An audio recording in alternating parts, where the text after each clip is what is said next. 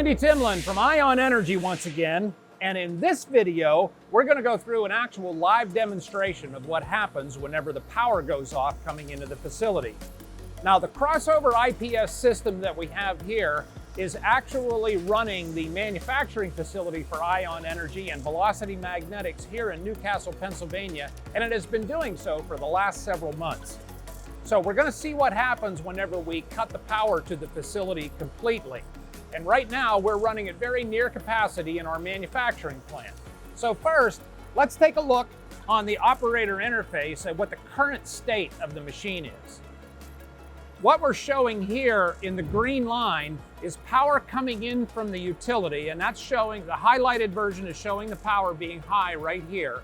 And then we're coming down through the automated transfer switch, and from the automated transfer switch, we're feeding through the main disconnect of the Crossover IPS, supplying power through the power monitor to the charger, and then as the green line turns yellow, you can see where we're charging the DC bus. And right now, the DC bus voltage is setting at about 767 volts, which is the set point. It is also being charged at approximately 80 amps, and the output of our system is 480 volts, and it's drawing about 50 kW in the facility running right now with the machinery that's in operation. So let's watch what happens whenever we throw the main disconnect on the power. Go ahead.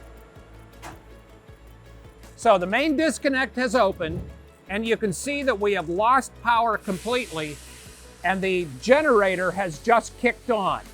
We've generated a system fault, and that system fault has now sent a text message, just heard it on my phone, sent a text message, and has also sent emails out to let people know that utility power has failed. Now you can see the DC bus is beginning to drop while we're waiting for the generator to throw the transfer switch. But while it's doing that, notice that our output voltage and our output kW has not dropped. In other words, no one in the facility has any idea that the utility power has dropped off. And now we just heard the transfer switch kick in.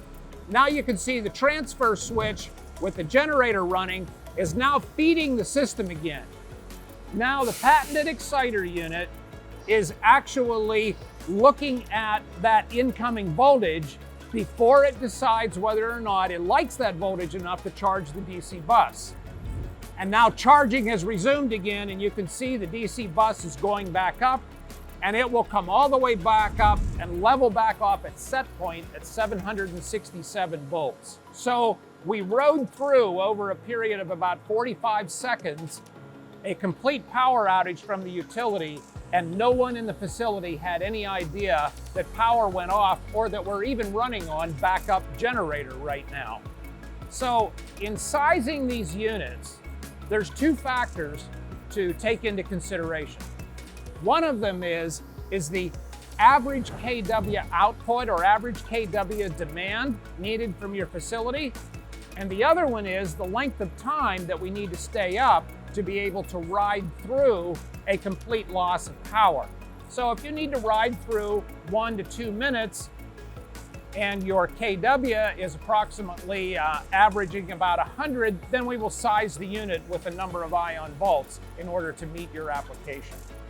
Now, whenever the disconnect would go back on again, and we're not going to do that part just right now, but whenever the disconnect would go back on again, the generator for about 10 minutes will continue to monitor the incoming voltage, and if it likes the incoming voltage and it sees the phases are all in balance, then it will flip the transfer switch back to the utility position. And again, no one even knew that we left utility and then went back to it again. So thanks for joining us. Appreciate you taking the time to check out our videos. And again, if you want more information, please get a hold of us at ionenergyinc.com. That's ionenergyinc.com. Thank you, and thanks for watching our videos.